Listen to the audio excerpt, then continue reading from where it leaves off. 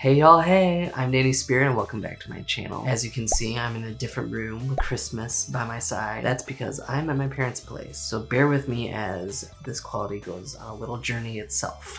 Netflix has just released 20-somethings Austin, which essentially is the real world, or is it? And the premise of the show is about 8 20-somethings moving across the United States to live in this house. 4 girls and 4 guys. We are introduced to Natalie from Miami, introduced to Raquel. She is an IT consultant from Florida. Next is Abby. She's from Houston and she's looking to discover herself post-divorce. There's Isha, she's from Southern California. There's Bruce, he is from South Carolina. There's Kino, he goes by Kiki. He is from Arkansas and he has recently come out as gay. There's Kamari, he's a model from North Carolina. Lastly, there's Michael from Los Angeles. Now the show has been surrounded by a lot of buzz because people were really craving a sort of chill roommate reality show. So let's jump into episode 1. Right off the bat, their arrivals are so casual. They actually have 2 houses, one for the guys, one for the girls, and they share a backyard with a pool. My personal opinion here is I actually hate this. I wish they would be in just one house together, but whatever, I'll just deal with it. It just feels so much like an Airbnb, unless, oh, we're gonna build it up as like this like TV set that's like really kitschy. It's just kind of there.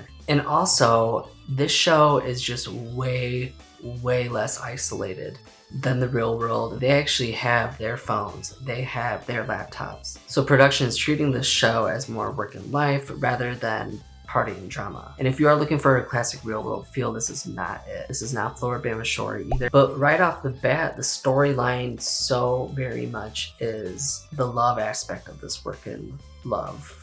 Life and love. Live and love. Live, laugh, love in Austin. Honestly, maybe they should call this show Live, Laugh, Love Austin. I mean, like, call it what it is. And even with the first episode, they lean so much into the love aspect of the show. This is a really interesting shot series too. Like, each scene is set up and shot in a way that it feels like it's almost scripted, but it's not. I don't know how to explain it. It's like producers are feeding them prompts and setting up the locations and letting them, you know, improvise. But maybe that's not the case. Who knows? Now, episode 2 is where things start to get a little bit more interesting and they start to explore the relationships with one another. But there is a really frustrating aspect of this. So much of the show's focus on what is this like romantic interest that we have and how can we set up these scenes to keep these people romantically involved. And that's so frustrating as a viewer. I want to watch these roommates be roommates. Michael and Kamari go to a stand-up show that Michael signs himself up for, and Michael just bombs so hard that I literally thought this was a scripted scene. It had to have been a scripted scene. And Kiki discovering and living his gay life is a central story arc to the season. But Kiki goes to this gay bar, he takes the whole crew, everyone has this great, like, really fun time. This is a really supportive cast. Like, they're not Floribama Shore messy, that's for sure. Now, episode 3 is where they start to expand some of these other friendships that are going on. There's a lot of focus on Abby in the first couple episodes as well. In episode 3, she gets a bartending interview at a local bar and she also bombs so hard.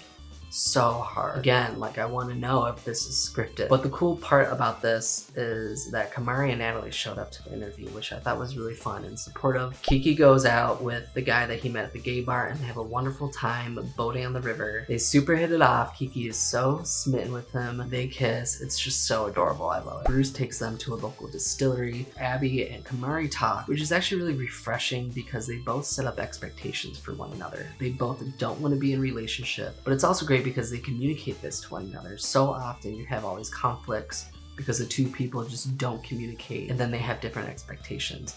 But these 2 people communicated, they have the same expectations, they're gonna bang. Kiki's grandma dies of COVID back in Arkansas, and so he decides to leave for a couple days to attend to his family and attend the funeral. We end episode 3 with Kamari and Abby banging, of course. So those are the 3 episodes. 20-somethings Austin definitely shows promise, but we should stop comparing it to the real world. So much has changed since that show was in its prime. They're not isolated. They have their phones and their laptops. It feels like the show is actually like, hey, we're starting a new chapter of our life. But also, we're young and horny. It's just annoying that the show kind of already is leaning on the horny side of things rather than like, what are they gonna do with their lives? And Let's see them like have like stupid fun. And I would consider it a little slow and boring. Again, it's not Floribama Shore. Just don't expect that craziness. And like I said earlier, because of COVID, it does feel like they've pre-set up a lot of scenes and locations, and it comes off as a little scripted, and it's so hard to tell if this is like a Siesta Key or like the hills. So what do you think about the show's first 3 episodes? What do you think about the cast? Is it comparable to the real world? Be sure to let me know in the comments, and if you want to see more, be sure to hit that like button and the subscribe button so you can come back tomorrow to watch my episodes 4 through 6 review, which you can also find